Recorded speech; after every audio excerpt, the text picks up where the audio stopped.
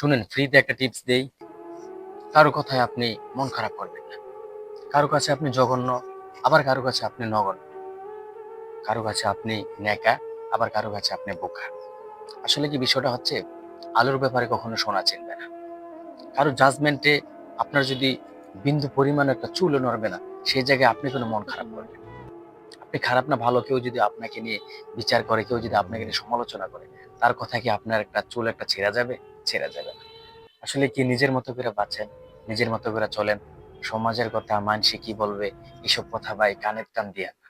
কান টান না দিয়ে সেটা নিজেই নিজের সুখকে খুঁজে বের করুন। নিজের জায়গাকে নিজেই তৈরি করেন।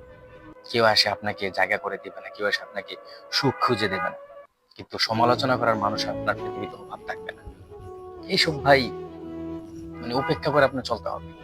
ডাজ নট ম্যাটার, লাইফে এগুলো কোনো প্রভাব ফেলাইতে পারবে না। এসব যদি প্রভাব ফেলান লাইফে, তাহলে আপনি খুবই মানে আপনার কি আপনি নিজে নিজেকে কষ্ট দিবেন। আপনার লাইফ ডিপ্রেশনে চলে যাবে। আপনি নিজের ভিতরে ভিতরে ভেঙে যাবেন। এগুলো বাদ দেন, নিজে নিজে নিজের মতো করে চলেন, সুখী হবেন।